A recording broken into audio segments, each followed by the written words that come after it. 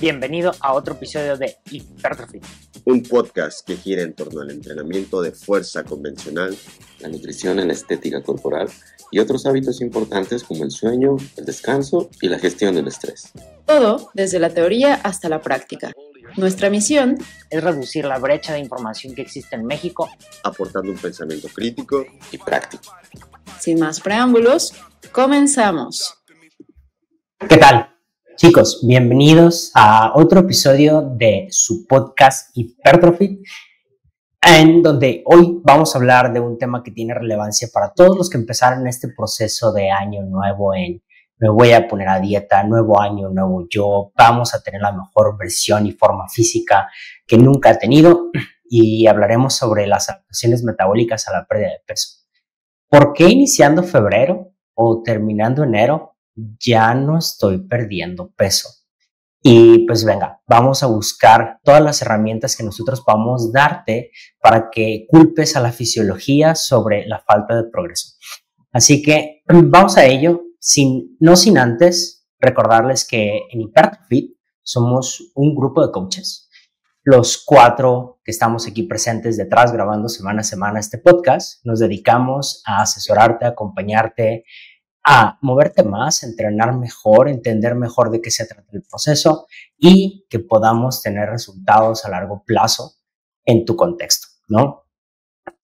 También en Hypertrophy somos una plataforma para entrenadores, un software en el cual puedes hacer más eficiente tu programación del entrenamiento y seguimiento a través de un sistema exclusivo de retroalimentación o de check-ins que tenemos para que puedas acelerar tu proceso, no vayas a comprometer la calidad de tu servicio y puedas ver más clientes.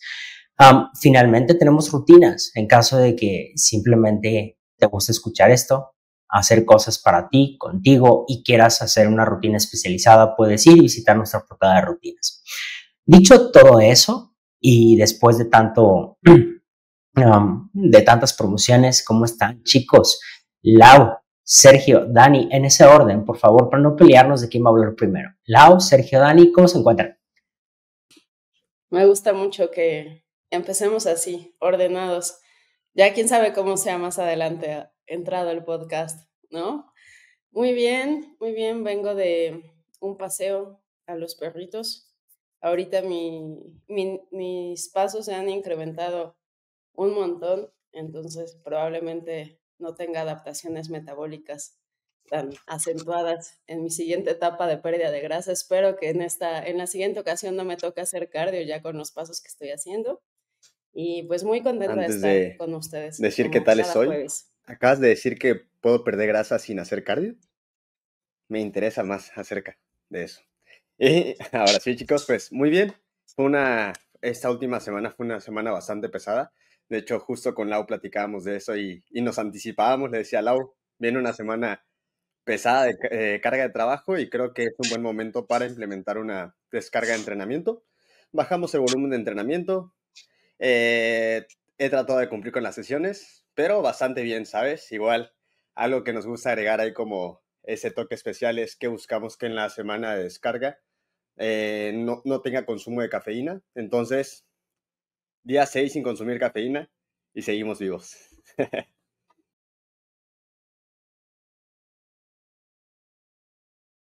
Si le hacen zoom al rostro de Sergio, es día 6 y lo está parpadeando, está brincando un párpado sin cafeína. O sea, así, pobre. ¿Qué te hizo Sergio para dar suplicio sin cafeína? Ahí hay algo, ¿eh? Además, corres el riesgo de tener síndrome de abstinencia a la cafeína. Sí, bueno, ya. Sí.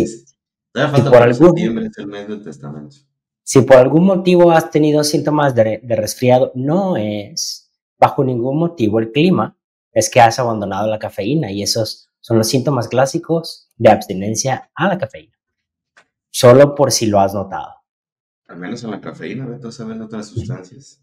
Yo llevo ya unos cuantos días acá en un estudio que me invitaron a participar y dije, ¿por qué no? Estoy en Minnesota, en los Estados Unidos. Acá tengo un camarada que se parece un poquito a Abraham Lincoln, se le ve delgado, pero pues veremos cómo nos trata el estudio. Ya les platicaré qué se está haciendo por acá. ¿Por qué se ve blanco y negro y yo en color? No tengo explicación, pero Síganme la corriente. Bueno, pues ya aprovechando que Dani hizo una excelente introducción sobre cómo se ve a alguien que está en inanición, pues podríamos comenzar dándole la palabra a Dani y pues que hablemos sobre las adaptaciones metabólicas. Dani, yo sé que tienes como...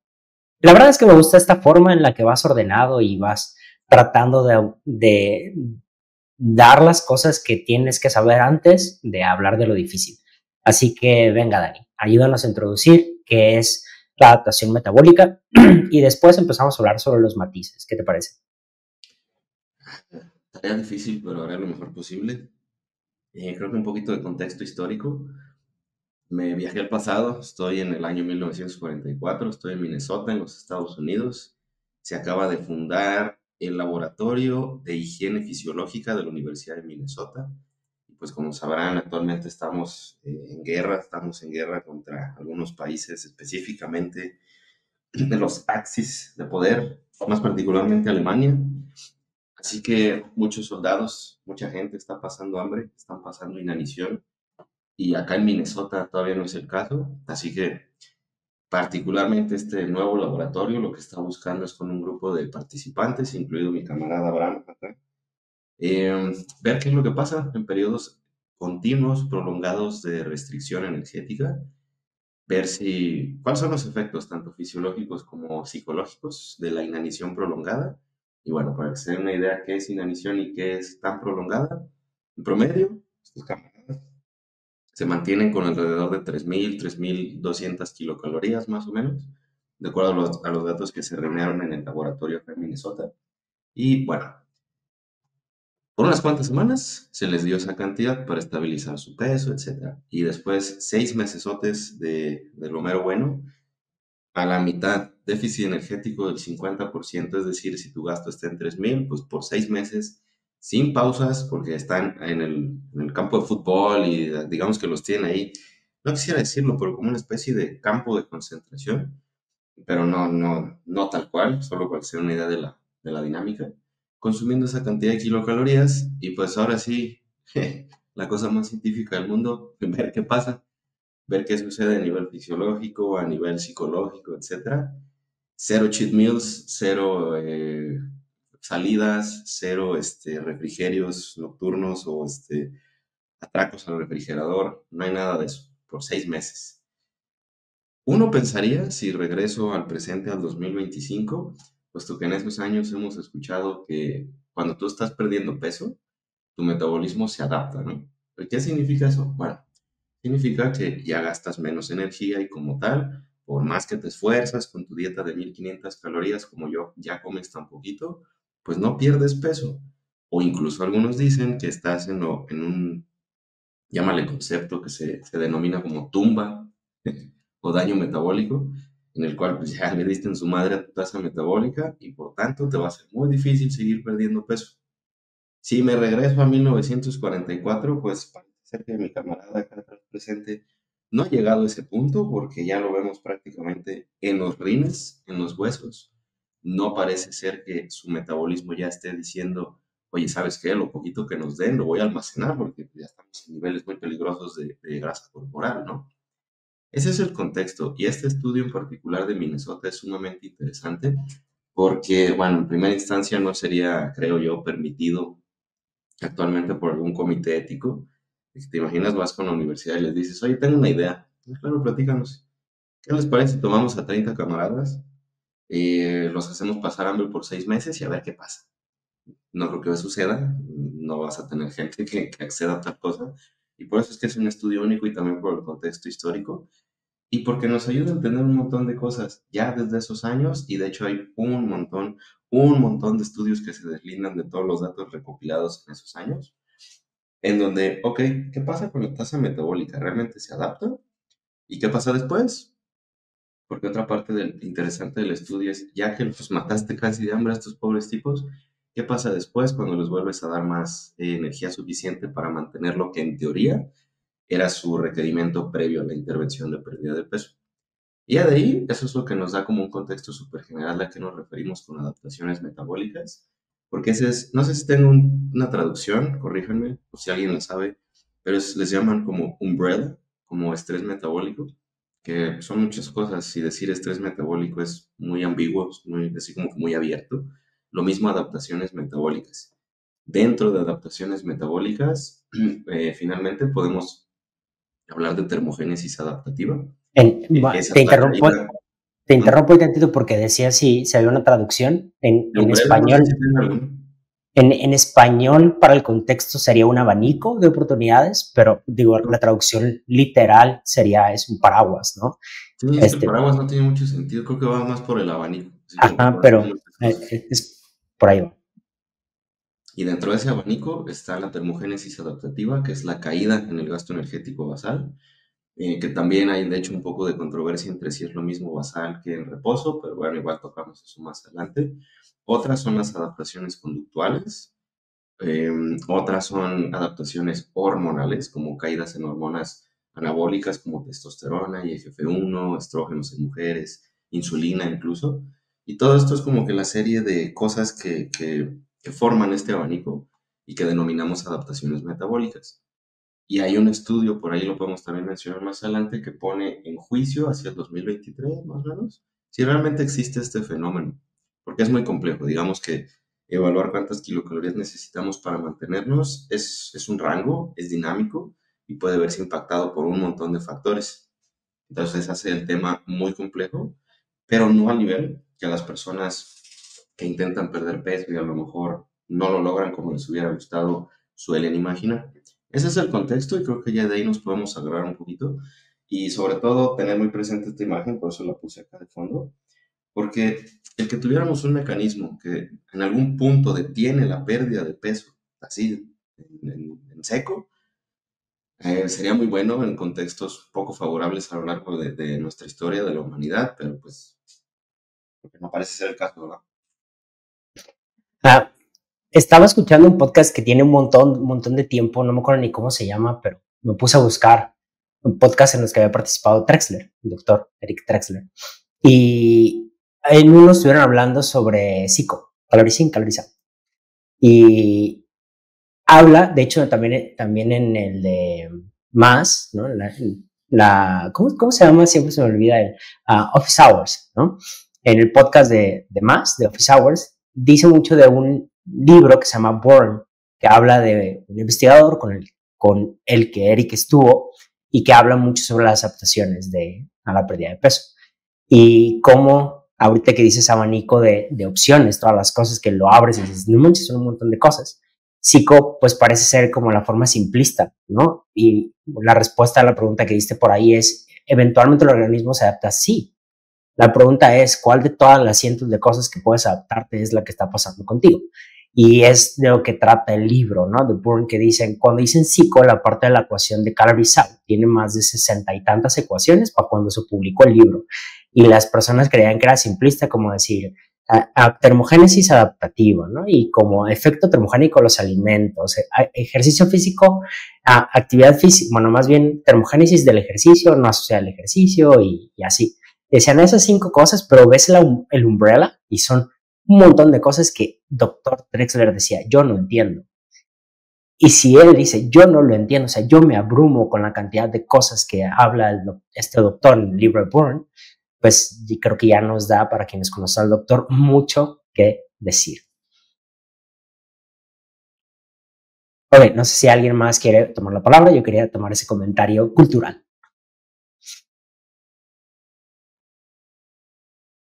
Vas. Bueno. Ahora, lo interesante es cuando los nutriólogos pensamos en adaptación metabólica y gasto energético, ¿qué herramientas tenemos típicamente hablando? Fórmulas predictivas. Y ok, bueno, fórmulas predictivas pues van a estar sesgadas de acuerdo en qué población se desarrollaron, qué factores toman como consideración dentro de las variables, cuáles son las constantes dentro de estas fórmulas, etcétera. Entonces, calcularlo desde ahí, híjole, pues ya vamos bien perdidotes. Si tuviéramos acceso a agua doblemente etiquetada, bueno, estaría súper bien, pero pues, buena suerte teniendo acceso a agua doblemente etiquetada.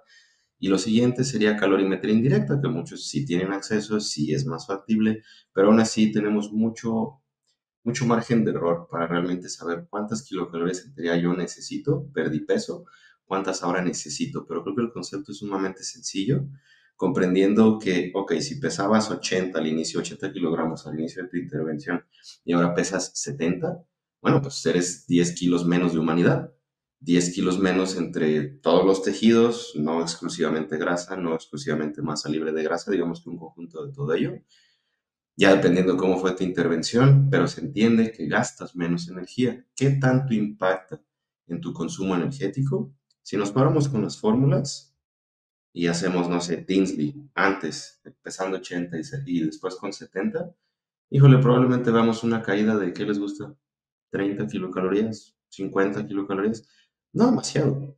Entonces, si no es tan significativo, al menos con fórmulas predictivas, ¿por qué o cómo explicamos fenómenos que comienzan a ocurrir a nivel fisiológico y psicológico para todos aquellos, no necesariamente que hayan estado en prep de culturismo, sino cualquier persona que haya perdido o grandes cantidades de peso, o peso muy rápido, o haya empujado niveles de porcentaje de grasa más allá de lo que alguna vez había hecho, probablemente experimentara muchas de estas como signos y síntomas de adaptación metabólica en tema de fatiga todo el tiempo, en tema de menor rendimiento, en una caída en el líbido, en tema de hambre todo el tiempo, en tema de un montón de cosas que empiezan a ser un poco más usuales, desafortunadamente, y eso sí pudiera ¿cómo se dice? Obstacularizar.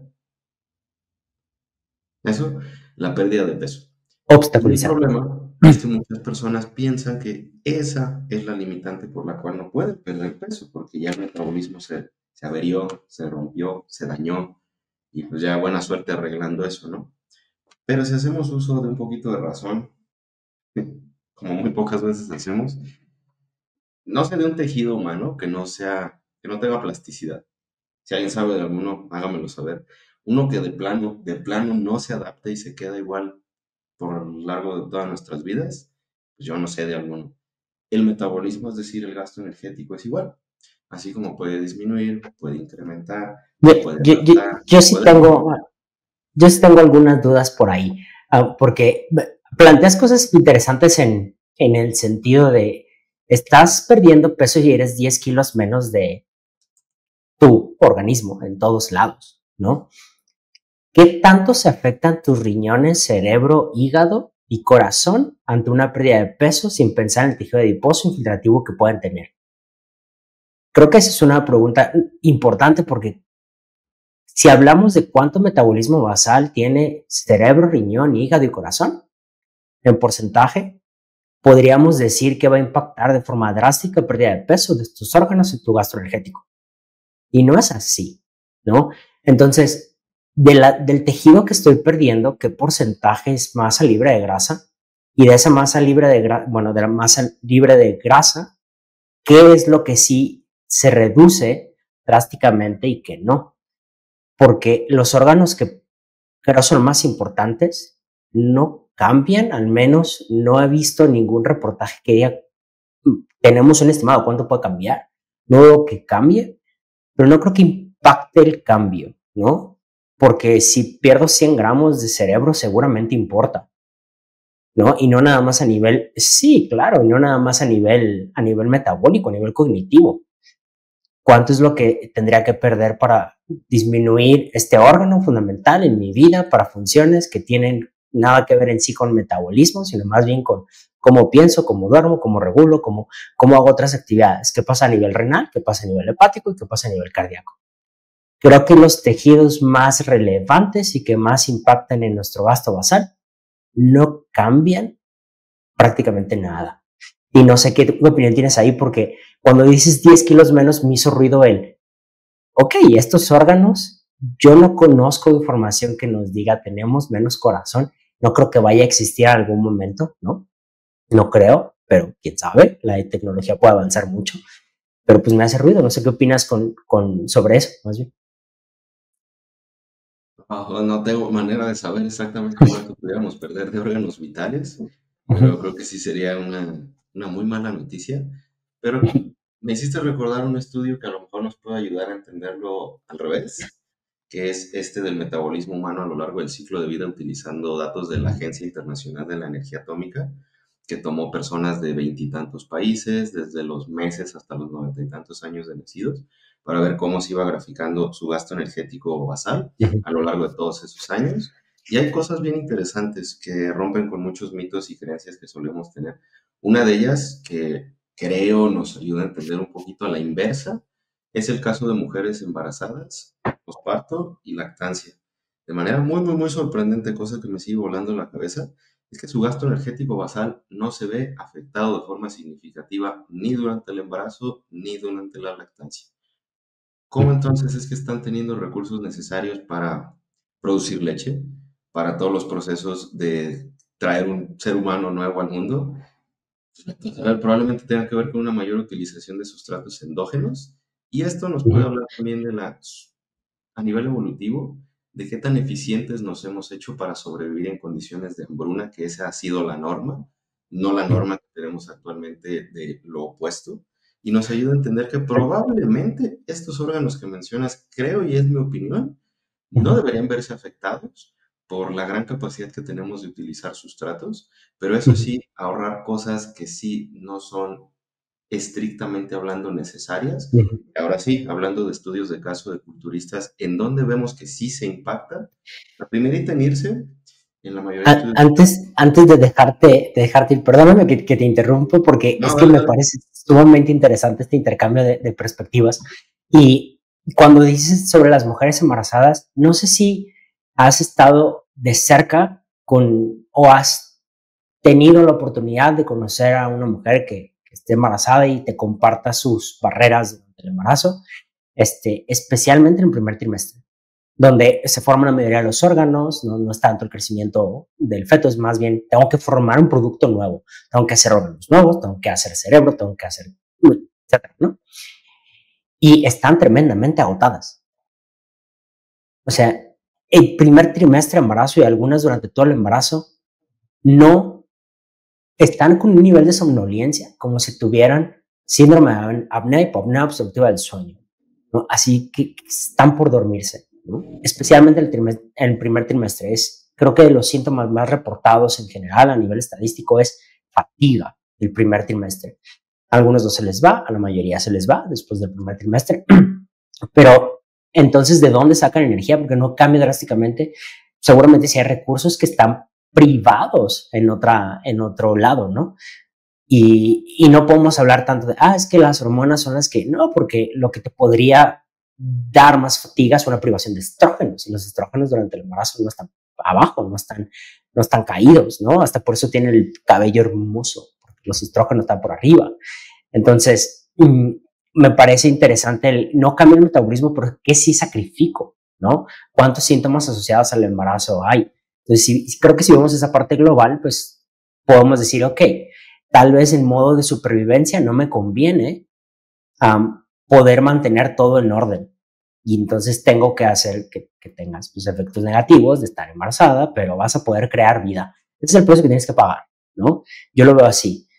Y creo que por eso no se cambia tanto la tasa metabólica durante el embarazo y la lactancia, porque en la lactancia también ya no ya no hay progesterona suficiente para poder hacer otro chamaco, ¿no? A menos que pues, te toque mala suerte, y algunos casos sí pasa, pero es menos probable, ¿no? La prolactina es pues, un anticonceptivo.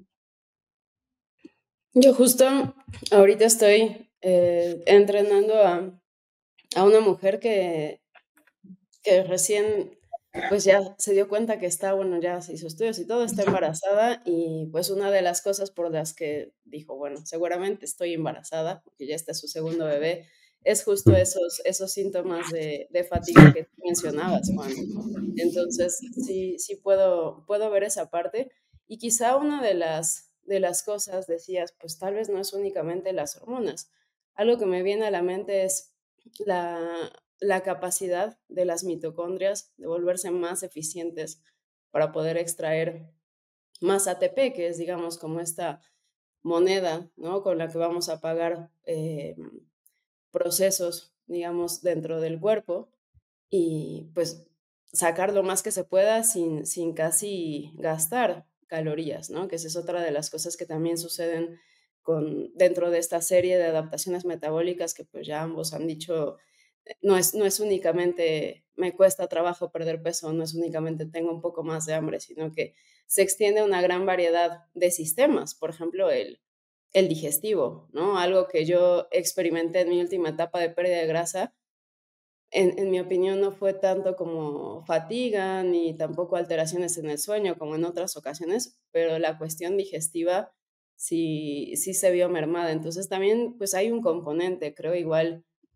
individual, ¿no? Me pareciera entre qué adaptaciones tal vez se presentan más en unas personas que otras, la magnitud, y no sé si quizá de igual manera esta exposición a pérdidas de grasa puede hacerte, ¿no?, también como que más resiliente, y que entonces ya para la siguiente exposición tal vez ya no experimentas el mismo grado de síntomas, o tal vez sí, pero simplemente como ya lo ves venir, tal vez tu percepción es distinta. No sé qué opinan de eso. Sí. El sufrimiento cambia, ¿no? Entonces ya es como, ya sé que esto va a pasar, ya no sufro tanto, pero todavía estoy consciente que está ahí. Dani, no quería desviarme tanto del tema, solo quería dar como lo que yo opino que tal vez es parte de motivos por los cuales podemos tener estos resultados, ¿no? No es que no crea que hacer un bebé no gasta energía. Creo que sí, sacrificas energía que te proporciona a otros lados para que puedas hacer el bebé, ¿no? Motivos por los cuales ya no hacen esos videos, ¿verdad? Porque ya pasaron de moda. Sí, antes de que se me vaya esa parte, volviendo a los datos que tenemos de este súper estudio del 2020, creo. Las mitocondrias LAO particularmente se adaptan haciéndose más eficientes. Si pensamos en el ciclo de Krebs y posteriormente en la fosforilación oxidativa, en la fosforilación oxidativa normalmente suele haber cierta fuga de protones. Y resulta que cuando las mitocondrias detectan que hay menor, por ponerlo en términos muy simples, porque no es como que tengan así radares o les dicen, ¿no? Se dan cuenta que hay menos disponibilidad energética, esa fuga de protones es menor. Entonces las mitocondrias responden ante la baja disponibilidad energética Yeah. y de esa forma se hacen más eficientes para poder formar ATP. O sea que sí hay adaptaciones incluso a nivel mitocondrial. Si a eso le sumas que las hormonas probablemente sean secundarias a, tomando el caso de estrógenos y testosterona, si bien el caso del embarazo puede ser punto y aparte, en caso de personas, de hombres, culturistas hombres, ¿qué pasa con su testosterona a lo largo de una PrEP? Pues cae en picada. Y esto tiene todo el sentido porque la función reproductiva en ese contexto no es esencial. No es algo que te va a mantener con vida, es lo primero que podemos cortar y ¿qué crees? Lo vamos a cortar. Entonces, digamos que no es que las hormonas causen, sino que las hormonas ayudan a ahorrar energía, dando como que señalización para que no tengamos ciertas funciones que al menos por ahora no son esenciales. Y ahí sí, la verdad, ya me estoy aventurando demasiado. Si alguien escucha esto y por favor, corríjame por lo que voy a decir, pero me imagino que en el caso del embarazo esa función es opuesta. No es, entre que sí que no es función reproductiva porque pues ya se reprodujo, pero digamos que necesitas mantener estrógenos arriba, entonces eso es prioritario, ¿no? No en el caso de una chica que estuviera igual en edad fértil, pero no embarazada, etcétera. Entonces sí irían hacia abajo porque en ese contexto no es prioritario. Eso es por tratar de explicarlo de alguna manera y de alguna perspectiva. Pero lo que vemos y el común denominador es que somos sumamente eficientes para ahorrar energía, algunos más que otros. Hay algunos genes y denominaciones que suelen ser thrifty o spendthrift, que son el fenotipo, ahorrador o despilfarrador, en donde sí hay diferencias entre individuos, que algunos gastan más energía que otros, de forma normal, de forma natural, por ponerlo así. Entonces eso agrega una capa más de complejidad al tema. Porque, oye, entonces, ¿qué tanto impacta y hasta qué grado? Bueno, de entrada, algo que sí a este punto creo que debería quedarles muy claro a las personas que nos hacen el favor de escucharnos, es que todo esto sería relevante cuando ya has perdido una buena cantidad de peso, cuando ya estás en ese proceso, no al inicio. Porque típicamente al inicio, la genética, el metabolismo, las hormonas, pues más podemos hablar de intervenciones un poco más restrictivas en el sentido que no educan, solo restringen. Podemos hablar de hábitos que no apoyan tus objetivos, no de adaptaciones metabólicas. Al hablar de adaptaciones metabólicas, ya estaríamos hablando de nuevo, una persona que se prepara para competir. Y eso lo menciono una y otra vez porque son como que el estudio de caso ideal. Porque básicamente prepararse en el culturismo para competir es una inanición controlada, eso es lo que es, nos guste o no. No hay forma bonita de decirlo, es simplemente pues, vas a perder todo el peso que se pueda mientras mantienes todo el músculo. Ok, sí, el impacto puede que sea diferente en tema obviamente de apariencia, de gasto energético, porque estás manteniendo músculo, etc. Me gustaría decir que La misma cosa. me gustaría decir que es una inanición evaluada, porque no creo que podamos en sí controlarla, ¿no? Es como que voy evaluando qué te pasa. Hasta sí, pienso que un poquito de las dos, controlada porque en cualquier momento la puedes detener, solo que si quieres ser campeón o tener un buen posicionamiento, pues no lo vas a hacer. Pisas Entonces el freno. es como una lucha contra tu propia biología, ¿sabes? Contra todo lo que en algún momento nos mantuvo con vida, ahora juega en nuestra contra cuando queremos llegar a esos límites o superar esos límites, y es por eso que ves tantas cosas en el culturismo competitivo, pues no siempre muy favorables. Y lo más complejo de todo este rollo es, entonces, ¿qué implicación tiene? ¿Y qué herramientas tengo? ¿Qué puedo hacer para revertir, para evitar todo este tipo de cosas? Y últimamente creo que por ahora la respuesta es nada, no se puede hacer nada, pero sí puedes asegurar una buena tasa de pérdida, que sea moderada, consumir suficientes proteínas, eh, calentar, aquí sí, calentar como 15, 20 minutos antes de una serie de peso muerto por la demanda psicológica que eso implicará sobre tu día, pero que lo puedas detener y que sea algo malo, no lo es, al menos no es un problema. Son simplemente una serie de mecanismos fisiológicos que si bien en algún punto nos ayudaron a mantenernos con vida, actualmente en el contexto sociocultural, sí nos hacen la vida un poquito más difícil, pero eso es todo lo que es. No es un problema, ni tampoco es, yo lo diría así, no es una enfermedad. Estoy de acuerdo, creo que tengo un paciente que dice es un problema feliz, ¿no? Dices, es un problema feliz porque me está acercando a las cosas que quiero conseguir, ¿no? Y pues tengo que batallar con eso. Entonces dices, es un problema feliz. Tengo algunos comentarios porque creo que ya nos vimos muy nerdis y gente, ¿a ustedes qué les importa conocer esto de si me adapto o no me adapto, que si las hormonas, que si no aquí y allá? Pues esta es la parte mecanística de donde salen las cosas, ¿no? Sabemos que pues en orden para sobrevivir tenemos que tener reflejos de supervivencia, ¿no? ¿Qué es lo que nos ha traído hasta este momento en la vida durante el desarrollo? Pues que buscamos comida, ¿no? Que buscamos no morir de hambre, buscamos hacer reservas y eventualmente ya no las necesitamos, ¿no? Entonces la época moderna ya no es de que necesitas, ahora necesitamos no comer para no morirnos por obesidad y enfermedades relacionadas a los hábitos sedentarios y de consumo ultraprocesados. Dicho eso, lo que sí ocurre es que la conducta de nuestros antepasados en orden para sobrevivir era buscar comida, era hacer reservas de grasa, era hacer esto, ¿no? Entonces, considerando que también pensamos en adaptaciones culturales, esa búsqueda fisiológica de comida tiene que tratar de decirte, come algo rico que te engorde y lo vas a disfrutar, tú puedes, ve por ello, ¿no? Entonces es como tu diablito a la derecha diciéndote, siéntate, al cabo ya necesitas un descanso, ¿no? Estamos cansados, siéntate un ratito, ¿no? Si usa el elevador, ¿no? Utiliza las herramientas que facilitan la vida. ¿Por qué no? Así como Dani una vez dijo, si vas a abrir un paquete de algo y está súper duro, hay unas tijeras, ¿por qué tienes que estarle dando duro e insistiéndole a que tengo que abrirlo con la mano y tengo que poder? ¿No? Pues es eso que vas a pelear, pero por más tiempo. No nada más unas tijeras. Las tijeras son el elevador, las tijeras son la comida, las tijeras, todo esto para que puedas acceder a almacenar energía, ¿no? Entonces, ¿qué es lo primero que va a pasar? Pues tu conducta cambia, ¿no?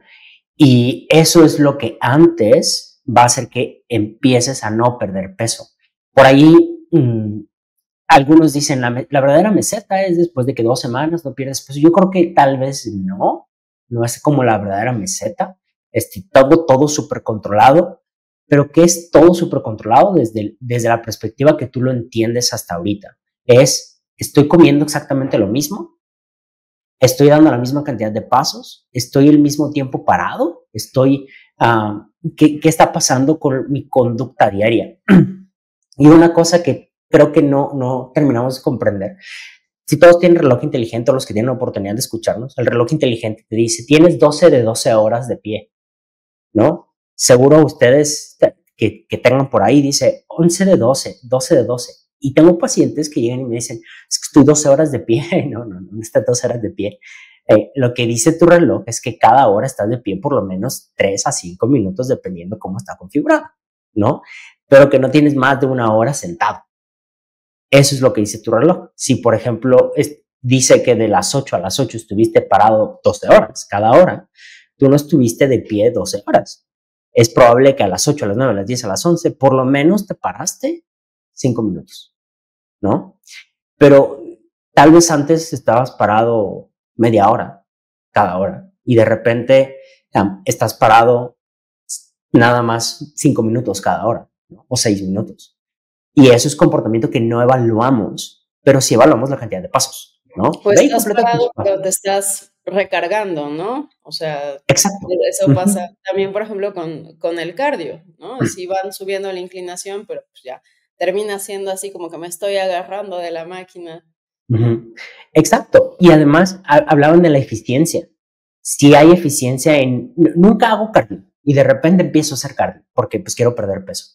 Y ya tengo algunos meses haciendo cardio porque estoy en déficit. También te adaptas a hacer un mismo movimiento independientemente del déficit. Simplemente tu cuerpo busca ser más eficiente en un patrón, ¿no? Entonces, el pensar en estas conductas que no tendemos a evaluar son las que son riesgosas, son las que nos orillan. De repente es más fácil decirle que sí a esto, de repente es más fácil decirle que sí a aquello. Te empiezas a dar permisos inconscientes en cosas inofensivas que se acumulan en el paso del tiempo. Y eso es lo que hace que dejes de perder peso o subas peso. Normalmente es que, ¿qué pasó, no? Entonces, esa es la parte que dice Dani, es una guerra contra tu biología. Porque tienes que acordarte que tu biología te dice, come, necesito sobrevivir, necesito hacer reservas, ¿no? Y tú tienes que decirle, y te va a decir, es una manzana, no pasa nada. Y Dani tiene que decir, mi manzana, porque si no, no me va a dejar esta manzana llegar a mi objetivo, ¿no? Entonces, la mayoría de las veces es conducta. Y en orden para ser exigente, demandante y lograr llegar a esa pérdida de peso es evaluar tu conducta, ¿no? O sea, si vas a competir, dudo que no quieras ser exigente en lo que estás haciendo si es que no has pasado al nivel avanzado que por ahí Lau pone una nueva publicación de que ya eres consciente de que vas a tener hambre, de que de todas formas debes decir que no, sino que debes estar rastreando cosas y estar anotando cosas, porque las cosas te recibidas. Perdón, Juan, yo creo que también otra cosa de la que no hablamos ahorita, pero igual es parte de todas estas adaptaciones, es también qué sucede con la conducta, digamos, hacia la comida y hacia otras personas, ¿no? Si no me equivoco, en este estudio del que está hablando Dani, hubo gente que se cortó un dedo para poder salirse del estudio. Hubo gente que se volvieron chefs después porque pues fue una fascinación con la comida, ¿no? Entonces, y esa yo creo que es una de las cuestiones de pronto más delicadas, ¿no? Porque si tú tienes una persona que apenas vas a empezar a entrenar o asesorar, pues tú no, o sea, o sea, sabes, como que a veces estamos más conscientes de los efectos que podemos ver en cuestión fisiológica, pero no sabemos cómo esa persona va a responder de forma psicológica a un déficit calórico y qué va a pasar después. Y yo creo que es justo esta parte del entorno y lo que tú decías, pues como pues la comida es algo que valoramos mucho en todas las culturas, lo que de verdad hace difícil que la gente pueda, digamos, como hacer frente a todas estas adaptaciones o estos efectos fisiológicos y perder el peso que quiere, sino mantener esa pérdida de peso y no regresar,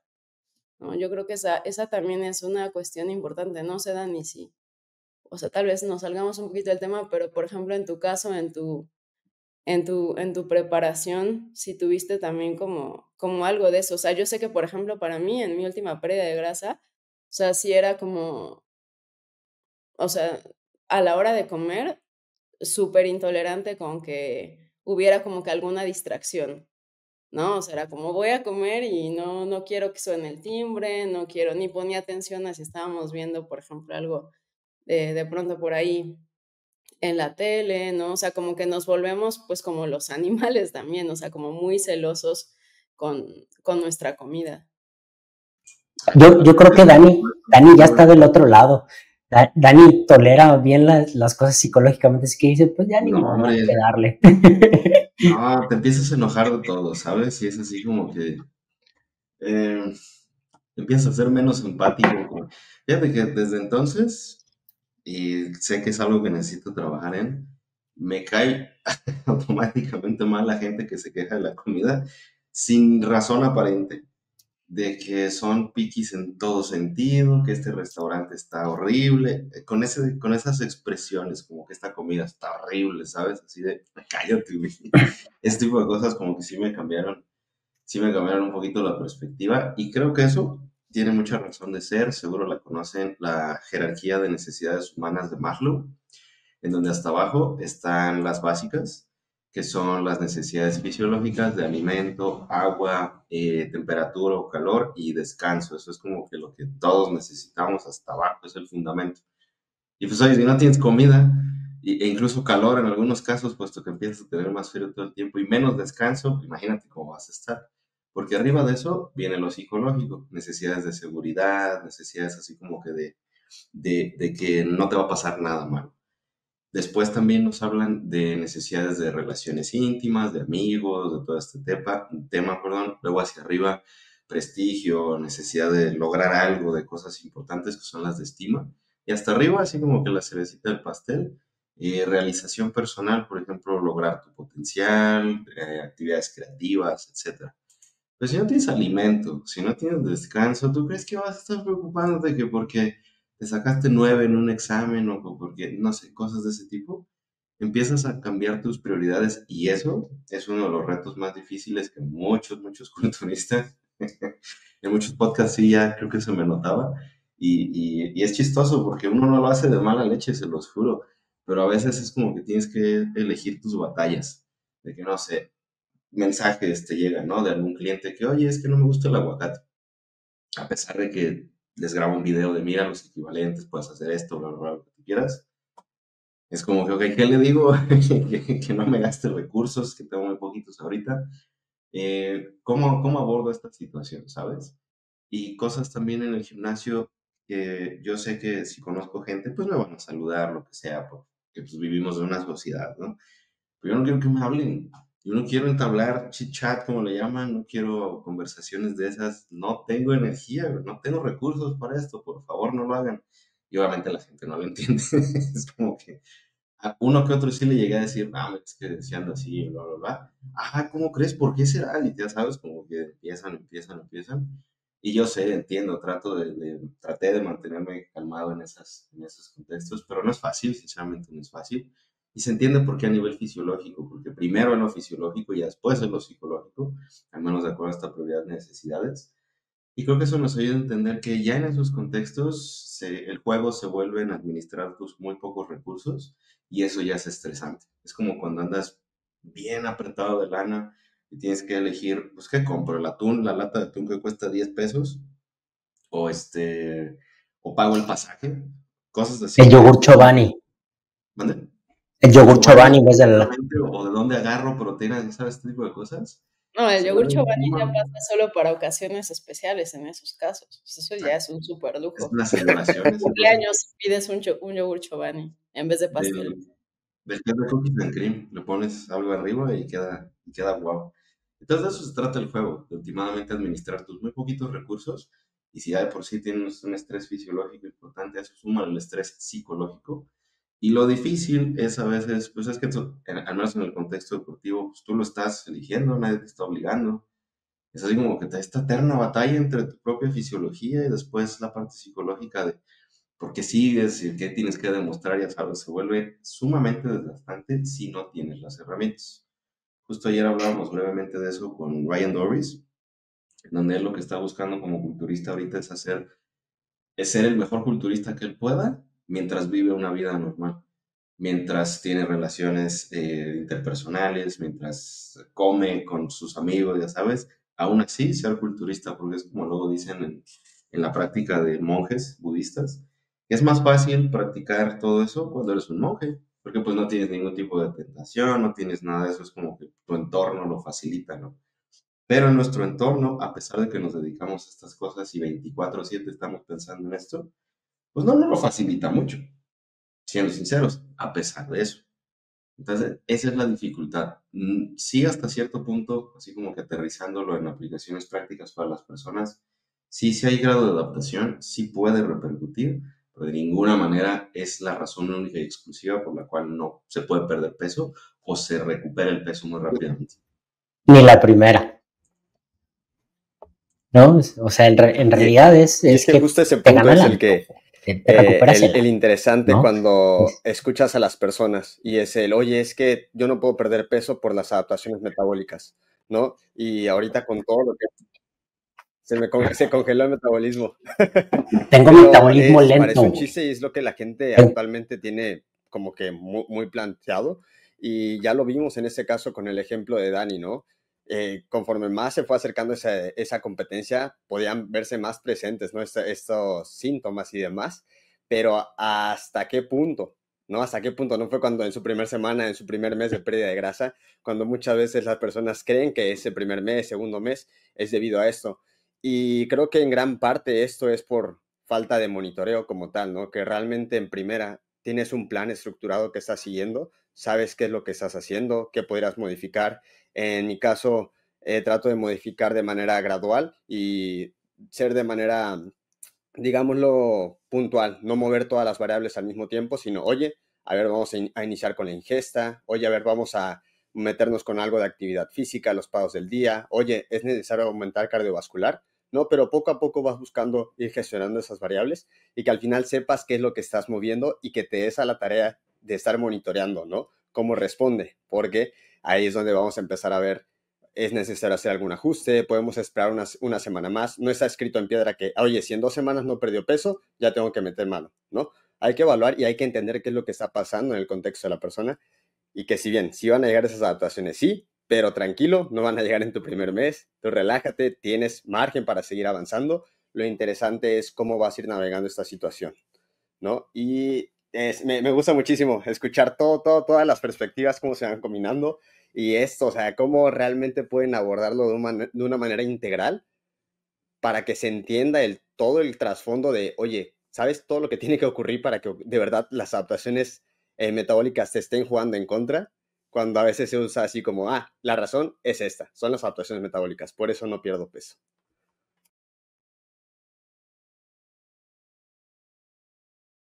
¿Y sabes cuáles son los ajustes?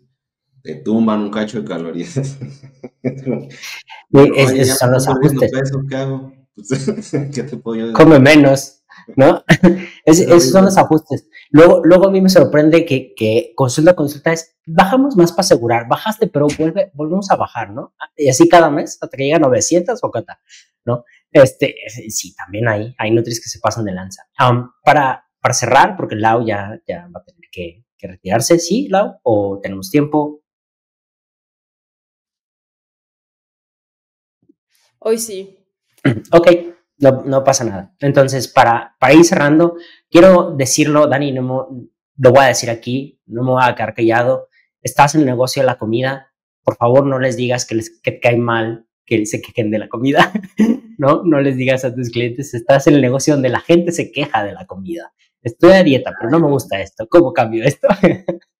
Entonces, fuera de eso, creo que Dani hizo un excelente trabajo en decirnos cuál es el contexto, dónde inició toda esta investigación y cómo es que las adaptaciones metabólicas importan, pero no para utilizarla como excusa para decir que es por eso que no pierdo peso, entonces abandono, ¿no?